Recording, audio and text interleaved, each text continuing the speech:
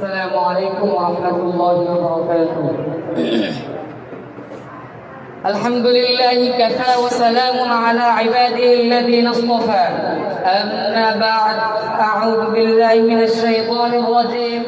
بسم الله الرحمن الرحيم.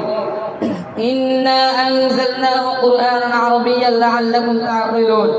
وقال رسول الله صلى الله عليه وسلم: أحب العرب لثلاث: لأني عربي والقرآن عربي وكلام أهل الجنة عربي. ঐতিহ্যবাহী দারুল আফরকান কর্তৃক আয়োজিত পত্রিকামূলক সেমিনারের সম্মানিত সভাপতি ও সদস্য বিচারক মণ্ডলী এবং আমার সামনে উপবিষ্ট আলিম বিভাগের ছাত্র ভাইয়েরা, সকলকে জানাই আমার পক্ষ থেকে আন্তরিক শুভেচ্ছা ও মোবারকবাদ। প্রিয় উপস্থিতি, আজকে আমি আপনার সামনে যে বিষয়টি নিয়ে আলোচনা করবো তা হচ্ছে আরবি ভাষার গুরুত্ব ও ফজিলত। আল্লাহ চাহিলে এই বিষয়ের উপর কিঞ্চিত পরিমাণ আলোচনা করার চেষ্টা করবো। ওয়া মা তাওফীকি ইল্লা বিল্লাহ। প্রিয় উপস্থিতি, আরবি ভাষাকে আল্লাহ তাআলা এতটাই ভালোবাসেন যে আল্লাহ তাআলার কাছে আরবি ভাষা এতটাই প্রিয় যে আল্লাহ তাআলা পৃথিবীর সর্বশ্রেষ্ঠ কোরআন, সর্বশ্রেষ্ঠ কিতাব কোরআন কারীমকে আল্লাহ তাআলা আরবি ভাষায় অবতীর্ণ করেছেন। শুধু তাই না, আল্লাহ তাআলা কোরআন কারীমের মধ্যে কয়েক জায়গায় আরবি ভাষার কথা বলেছেন। আল্লাহ তাআলা কোরআন কারীমের সূরা ইউসুফের 2 নম্বর আয়াতের মধ্যে আল্লাহ তাআলা বলেন: ইন্না আনজালনাহু কুরআনান আরাবিয়্যান লাআল্লাকুম তাআকিলুন। আমি কোরআনকে অবতীর্ণ করেছি আরবি ভাষায় যাতে তোমরা বুঝতে পারো। এই উপস্থিতি কোরআনের অপর জায়গায় সূরা আত-তাহার 113 নম্বর আয়াতের মধ্যে আল্লাহ তাআলা বলেন: ওয়া কাযালিকা আনজালনাহু কুরআনান আরাবিয়্যান ওয়া সাররাফনা ফীহি মিনাল ওয়াঈদ লাআল্লাহুম ইয়াত্তাকুনা আও ইয়াহদারু লাহুম যিকরা।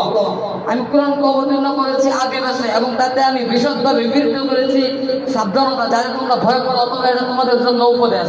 এই উপস্থিতি অপর এক জায়গায় সূরা জুমারের 28 নম্বর আয়াতের মধ্যে আল্লাহ তাআলা বলেন: কুরআনান আরাবিয়্যান গায়রা যী আওয়াজিন লাআল্লাহুম ইয়াত্তাকুন।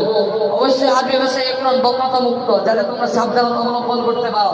প্রিয় উপস্থিতি, এই কোরআনের কথা শুধু কোরআনের মধ্যেই নয়, নবী করিম সাল্লাল্লাহু আলাইহি ওয়াসাল্লাম হাদিসের মধ্যে বলে গিয়েছেন। আন ইবনে আব্বাস রাদিয়াল্লাহু তাআলা আনহু قال হযরত আব্বাস রাদিয়াল্লাহু তাআলা আনহু বর্ণিত, তিনি বলেন: قال رسول الله صلى الله عليه وسلم রাসূল সাল্লাল্লাহু আলাইহি ওয়াসাল্লাম বলেছেন: আহাব্বুল আরাবু লিসালাতিন। তোমরা আরবি ভাষাকে তিনটি কারণে ভালোবাসো। লিআন্নী আরাবিয়্যুন, আমার ভাষা আরবি, ওয়াল কুরআনু আরাবিয়্যুন, এবং কোরআনের ভাষা আরবি, ওয়া কালামু আহলুল জান্নাতি আরাবিয়্যুন, এবং জান্নাতবাসীদের ভাষা হবে আরবি।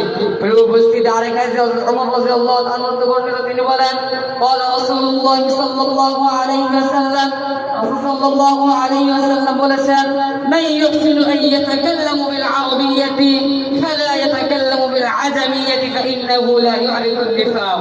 তোমরা যারা আরবি ভাষায় কথা বলতে পারো সুন্দরভাবে, তোমরা যেন অনারবি ভাষায় কথা না বলো, কেননা তা নিফাক। উপস্থিতি ওমর রাদিয়াল্লাহু আনহু বলেন: তাআল্লামু আরাবিয়্যাতি ফাইন্নাহা মিন দীনিকুম। তোমরা আরবি ভাষা শিক্ষা করো, কেননা তা তোমাদের দ্বীনের অন্তর্ভুক্ত।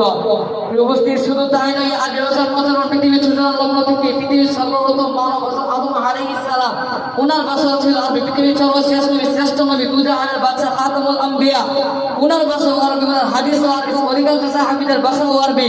শুধু তাই নয়, আমাদের জন্মের পর সর্বপ্রথম আমাদের কানের মধ্যে যে ধ্বনিটি শোনানো হয় তাও আরবি। আমাদের ঈমান পূর্ণ করে যে কালিমা করে তাও আরবি। আমাদের জন্য আমরা যে ধ্বনি ছিল তাও আরবি।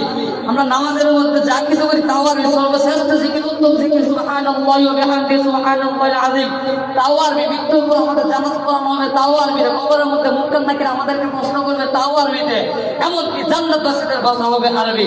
সুতরাং এই হাদিসগুলো দ্বারা বোঝা যায় যে আরবি ভাষার গুরুত্ব কতটুকু।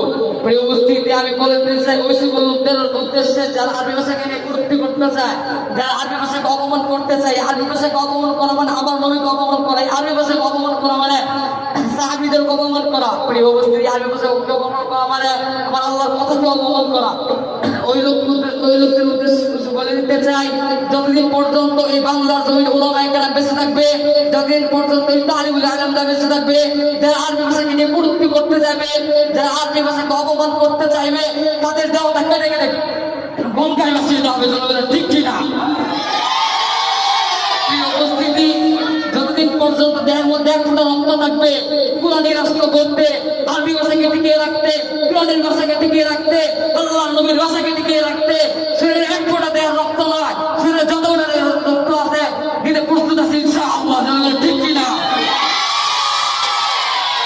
থেকে আল্লাহ তাআলা আমাদেরকে আরবি ভাষা সুন্দরভাবে সঠিকভাবে শিক্ষা করার তৌফিক দান করুন। রাসূল মিনাল্লাহি ওয়া বারাকাতুহু করে ওয়াশিরুল মুমিনিন।